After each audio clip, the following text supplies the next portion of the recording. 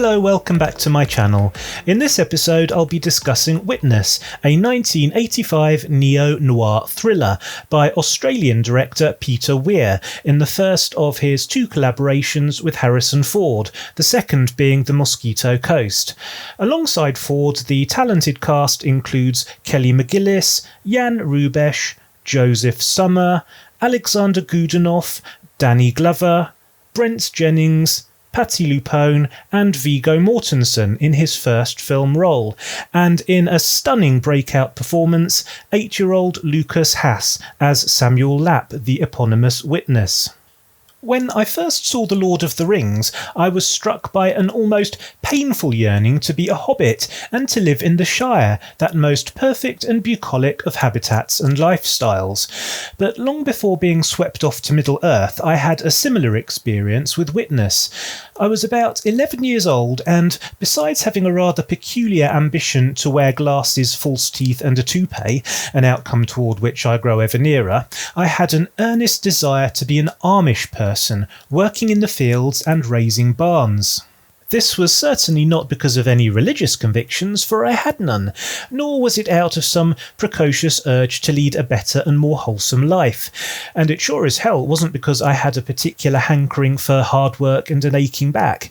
It was because Peter Weir and cinematographer John Seale made Amish life look so jaw-droppingly beautiful.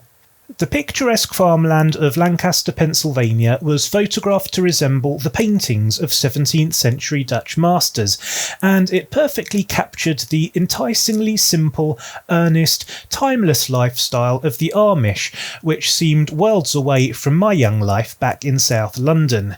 This was an inspirational and an aspirational film for me, despite being a somewhat clunky 80s cop thriller.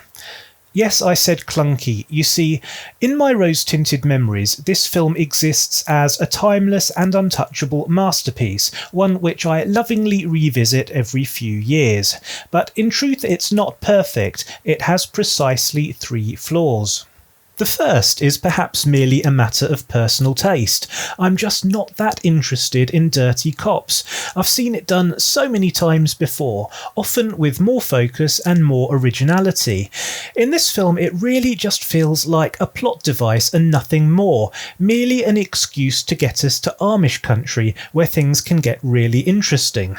Which is precisely the opposite view from that held by the studio, who felt that the film lingered far too long and too lovingly on all the Amish scenes, and really needed to get back to that exciting thriller about the dirty cops.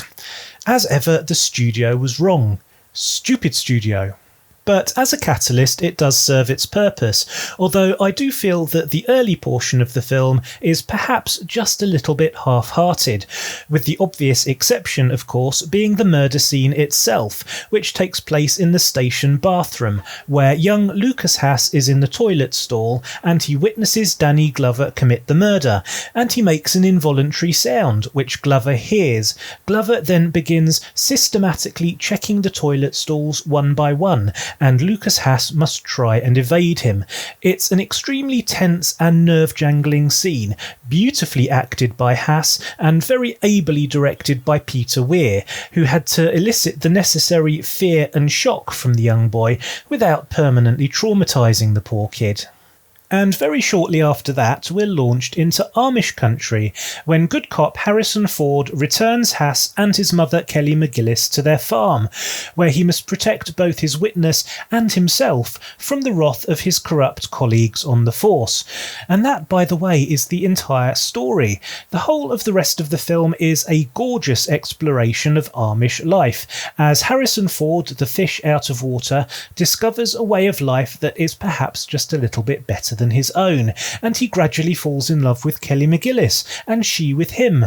But it's a doomed relationship from the start, and the film wisely never consummates it.